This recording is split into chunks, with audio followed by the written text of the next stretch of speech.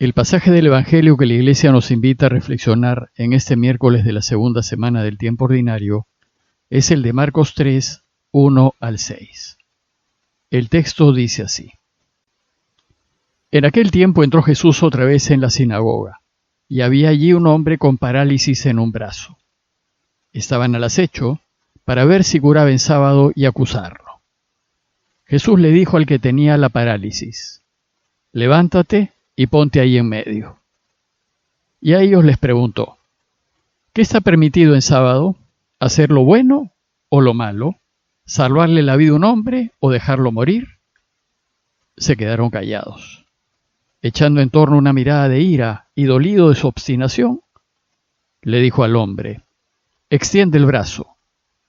Lo extendió y quedó restablecido. En cuanto salieron de la sinagoga, los fariseos se pusieron a planear con los herodianos el modo de acabar con él. El pasaje de hoy nos presenta el quinto y último conflicto de esta primera sección del Evangelio de Marcos. Y el origen del conflicto se debe a que Jesús cura en sábado. ¿Por qué curas en sábado si la ley de Moisés lo impide? Una aclaración previa. A veces pensamos que en sábado los judíos no podían hacer nada. Pues no es exactamente así. El sábado es el día dedicado a Dios y ese día todo lo que hacemos lo debemos hacer para Él, para amarlo y reverenciarlo.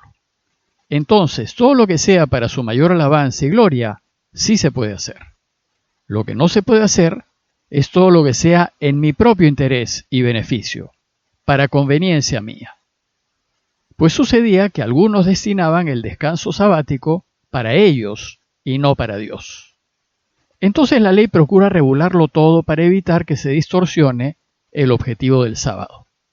Pero esto generó una serie interminable de prohibiciones.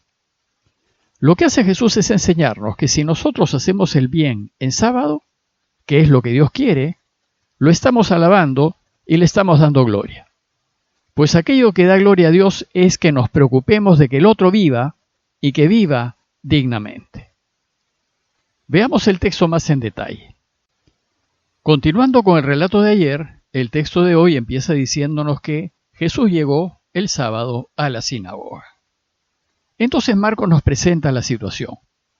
Había allí un hombre con parálisis en un brazo, es decir, tenía un brazo atrofiado y no lo podía usar. A ojos de los judíos era claramente un pecador, pues si fuese una persona recta, Dios la bendeciría con buena salud. Bueno, pues los paralíticos podían entrar a las sinagogas, pues eran principalmente lugares de enseñanza en donde también se oraba, pero se les ubicaba a los lados o atrás, nunca al centro o en lugares prioritarios. Sin embargo, no podían entrar al templo de Jerusalén porque era la casa de Dios, y por tal motivo, las puertas del templo de Jerusalén estaban abarrotadas de minusválidos. Marcos continúa diciéndonos que las autoridades religiosas estaban al acecho para ver si curaba en sábado y así poder acusarlo. Los líderes religiosos andaban tras Jesús, pues tenía la mala fama de saltarse la ley. Y sostenían que la parte de la alianza que le tocaba al pueblo cumplir era hacer la voluntad de Dios, es decir, obedecer la ley en todos sus detalles, y que saltársela solo impedía el cumplimiento de la alianza y nos separaba de Dios. Para estas autoridades lo que hacía Jesús era dar mal ejemplo al pueblo, desobedeciendo la ley.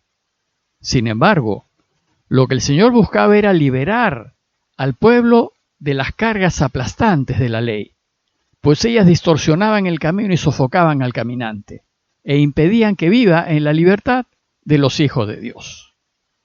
Jesús quiere que nos sintamos hijos queridos de Dios y no esclavos suyos, viviendo aplastados por las exigencias de la ley.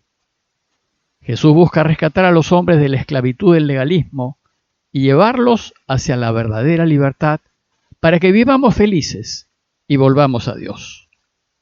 Desgraciadamente, las autoridades religiosas judías habían convertido la ley en un instrumento que, al ser impuesto, quitaba esa libertad querida por Dios y nos orientaba hacia la infelicidad y la muerte.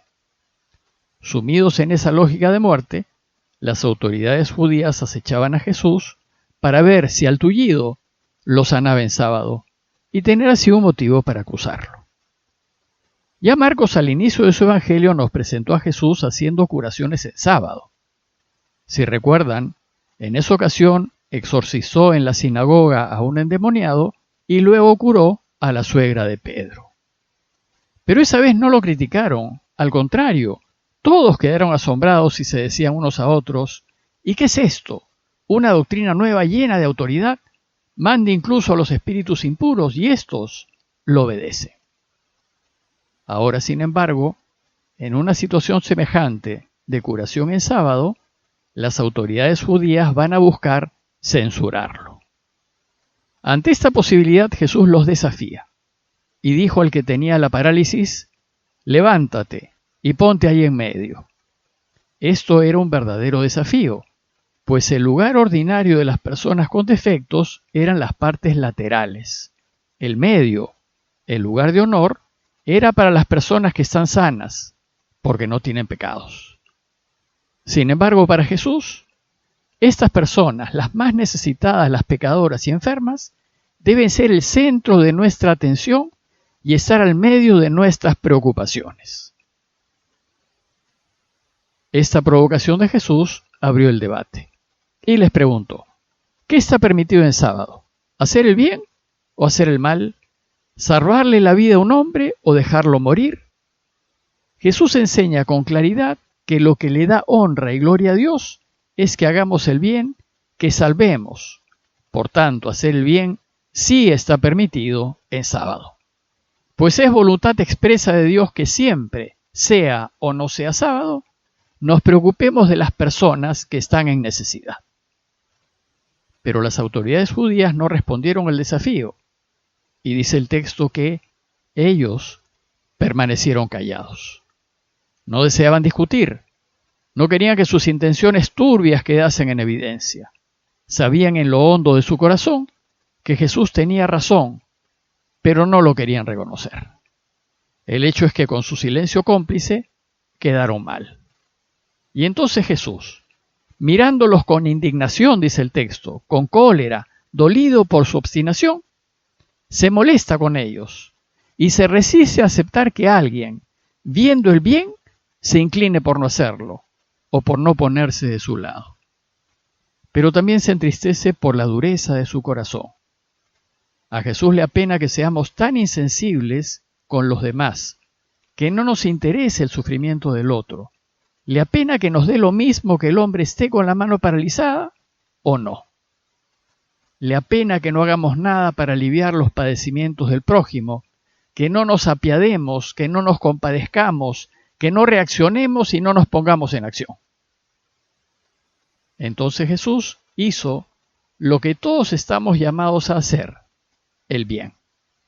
Y dijo al hombre: extiende la mano. El paralítico obedeció, se puso a su disposición y confió. Y extendió su mano y quedó restablecida. Quedó curado. Podemos imaginar la alegría de aquel hombre que finalmente se vio librado de un enorme peso que le dificultaba vivir la vida en plenitud. A él no le debió importar si era o no era sábado. A él solo le importaba quedar curado. Y nosotros deberíamos alegrarnos con él por ello.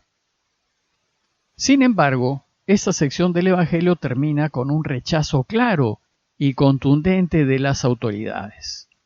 Dice el texto: en cuanto salieron de la sinagoga, los fariseos se pusieron a planear con los herodianos el modo de acabar con él. Los herodianos eran los partidarios de Herodes Antipas. Eran políticos en favor de él. Y a ellos les fastidiaba la libertad que tenía Jesús ante la ley vigente, pues su no obediencia podía animar al pueblo a una insurrección contra los romanos y ellos perder sus beneficios. A los fariseos también les fastidiaba mucho la libertad de Jesús ante la ley, pues para ellos, si no cumplimos nuestra parte de la ley, no podemos esperar que Dios cumpla la suya. En principio, herodianos y fariseos no eran afines entre sí.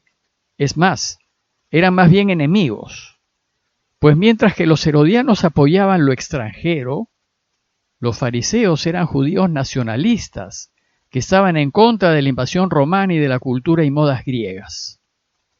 Sin embargo, ambos estaban comprometidos con lo viejo, con el vestido viejo, con los odres viejos. Y ahora que Jesús trae una extraordinaria novedad, el vestido nuevo y los odres nuevos, que atenta contra sus intereses, estos enemigos acérrimos se unen para buscar eliminar a Jesús. Una pena que no sean capaces de ver más allá del corto plazo. Terminemos pues pidiéndole a Dios su gracia para distinguir dónde está el mayor bien y poder elegirlo, a pesar de las resistencias y problemas que podamos encontrar. Parroquia de Fátima, Miraflores, Lima.